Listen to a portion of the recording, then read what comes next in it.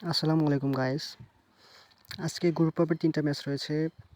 প্রথম যে ম্যাচটা রয়েছে এমবাপ্পের ফ্রান্সের সাথে সাদিও মানের সেনেগাল। ওয়াও! দারুণ ইন্টারেস্টিং হতে যাচ্ছে এই ম্যাচটা। যেটা অনুষ্ঠিত হবে বাংলাদেশ সময় রাত ১টায়। দ্বিতীয় যে ম্যাচটা রয়েছে ইরাকের সাথে আর্লিং হ্যালান্ডের নরওয়ের। বাংলাদেশ সময় ভোর ৪টায় অনুষ্ঠিত হবে ম্যাচটা।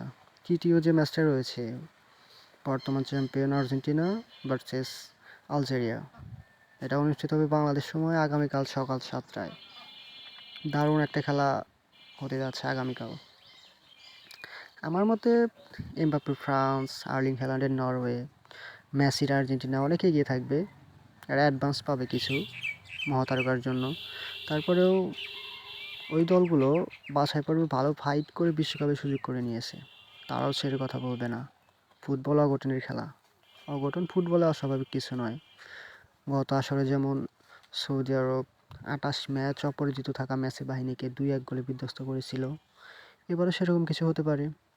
এবারের বিশ্বকাপে ছোট দলগুলো কিন্তু বড় দলগুলোর সাথে ভালো ফাইট দিচ্ছে। যেমন নবাগত কেপ ভার্দে ইউরো চ্যাম্পিয়ন স্পেনকে আটকে দিয়েছে। মিশর বেলজিয়ামকে কাঁপিয়েছিল ১-১ গোলে। মিশরই লিড নিয়েছিল। সৌদি আরব উরুগুয়ের জালে ফার্স্ট গোল করেছিল। পরিশেষে বলা যায় এবারের বিশ্বকাপের সবগুলো ম্যাচে হাড্ডাহাড্ডি লড়াই হবে।